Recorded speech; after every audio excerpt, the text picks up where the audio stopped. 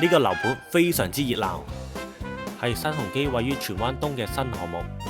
喺2010年嗰陣已經改咗規劃。我哋睇緊嘅呢係地段2，亦都可以參考呢個之前提交嘅文件。你可以睇到而家嘅動工情況，關鍵日期2027年嘅4月30日。單位亦都設有大型會所。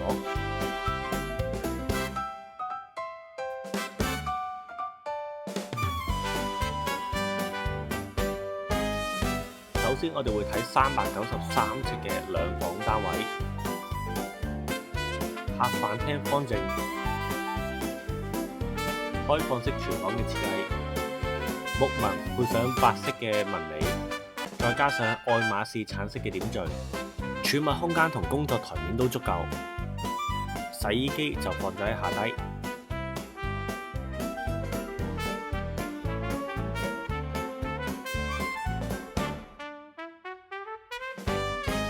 雪櫃呢就放咗門嘅側邊。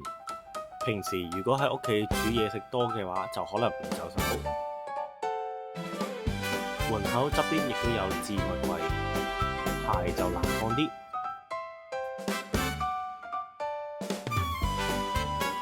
露台亦都頗大，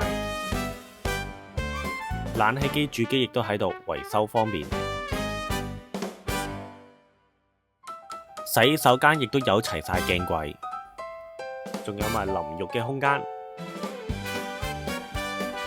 第一間睡房，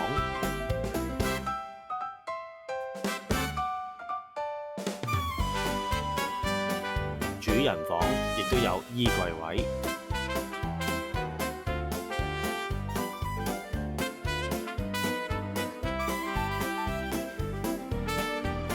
跟住睇273平方尺嘅1房單位，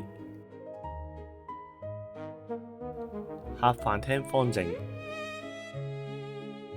開放式廚房嘅設計，亦設有露台，冷氣機亦都放咗喺度，上層亦都放咗個可以拉嘅置物架，中間嗰層放洗衣液，下層呢就有洗衣機。工作台面就一定唔夠用㗎喇，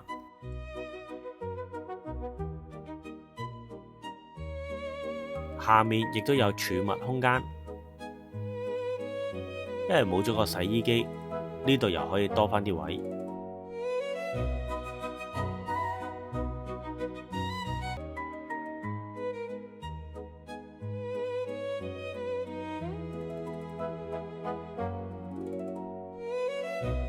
雪櫃就收埋咗喺門後面，玄關側邊亦都有啲置物嘅空間。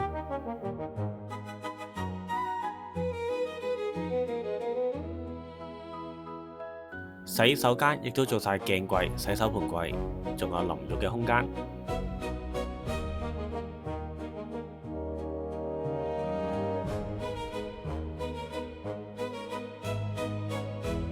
睡房放到床，放到衣櫃。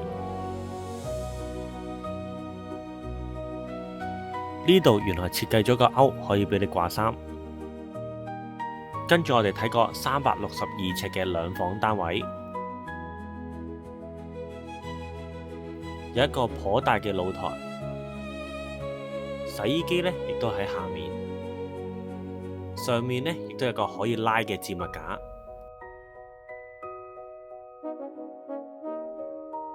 客飯廳方正，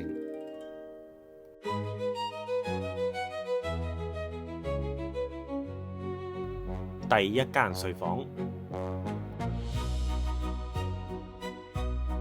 洗手間做晒鏡櫃、洗手盆櫃，仲有淋浴嘅空間，開放式廚房嘅設計，下面亦都有收納嘅空間。